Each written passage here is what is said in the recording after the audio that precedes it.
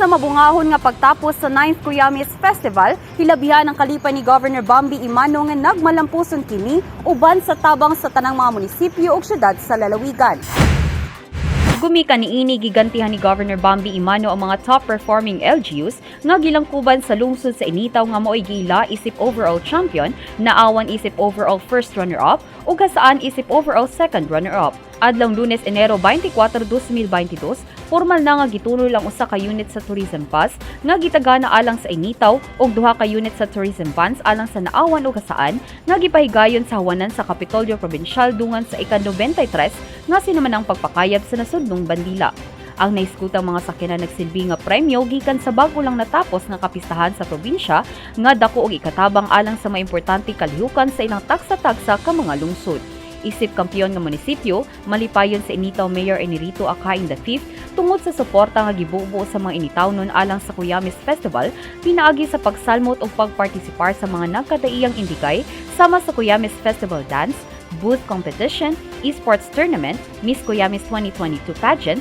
ug Queen of Miss or 2022 Pageant. Dungan sab sa pagtunol mao ang pagpinirmaha sa tulo ka mga mayor nga gilangkuban nila Initaw Mayor Gugoy Acain, hasaan Mayor Redentor Hardin, naawan Mayor Dennis Roa ug tali kang Governor Bambi Imano ug Board Member Cyrene Imano sa deeds of donations alang sa pagbalhin sa property gikan sa panggamhanan ng probinsya sa Misamis Oriental ngadto sa mga nasangpit nga mga munisipyo pinaagi sa donasyon. Lakip sa mitambong atol sa turnover sila Miss Cuyamis 2022, Miss Annabel Maid McDonald, mga kaubang LGU officials sa nasangpit nga mga lungsod ug atom officials, MODHA ug uban pang mga dinapit nga mga bisita. Alang kang Governor Bambi, nagmalampusan ng Cuyamis Festival dili tungod niya apan tungod sa tanang mga opisyalis hilabi na ang mga local chief executives sa lalawigan.